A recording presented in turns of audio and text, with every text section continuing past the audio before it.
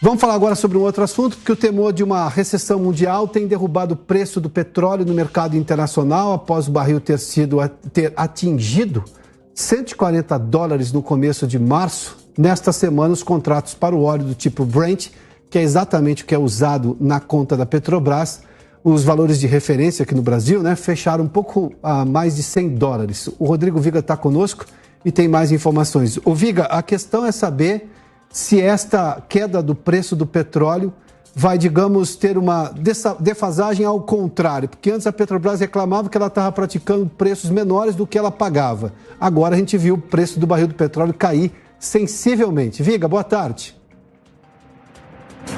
Tudo bem, Piotr? Boa tarde para você, para o nosso ouvinte, espectador e internauta da Jovem Pan. Eu estava prontinho para contar toda uma história.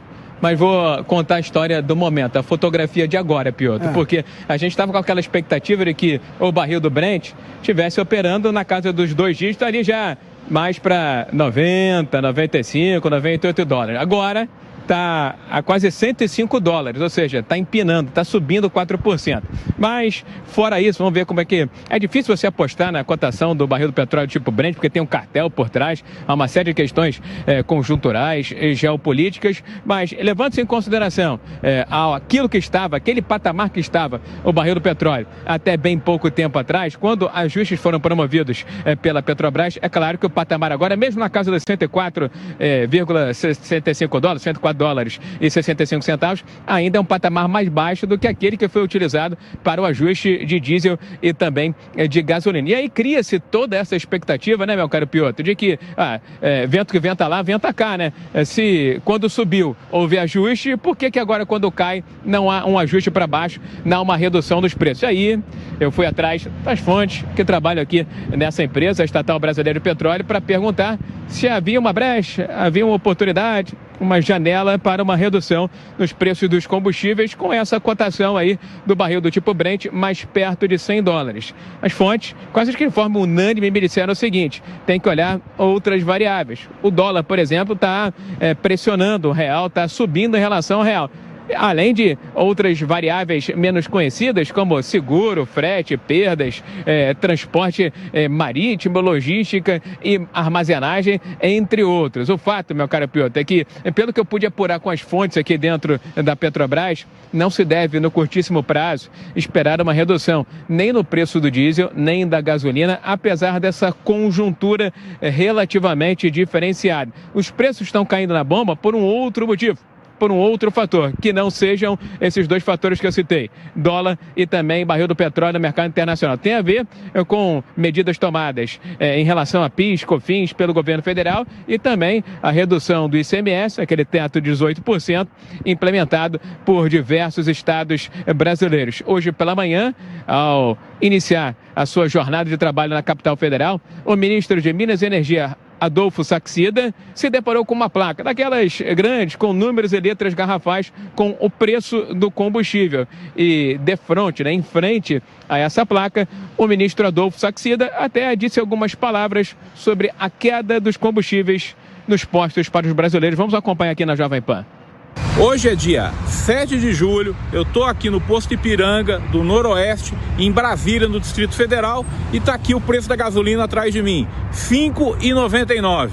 Então é isso, competição, transparência e trabalho duro, e nós estamos conseguindo reduzir o preço do combustível.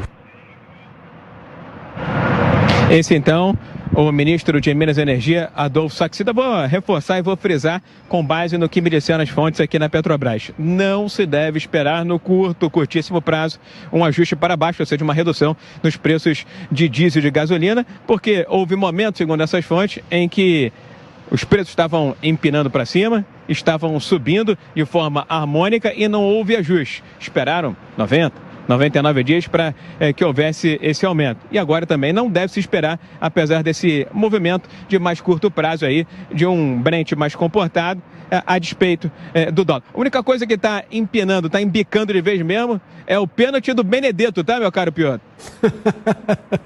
Bom, esse é outro assunto. O Viga, rapidamente, só porque o Comitê de Elegibilidade deve se reunir logo para decidir sobre os nomes indicados pelo governo para compor o Conselho da Petrobras, né? Exatamente. Agora, não serão todos os 8 nomes, na verdade um já foi aprovado, que é do Caio Paz de Andrade, né?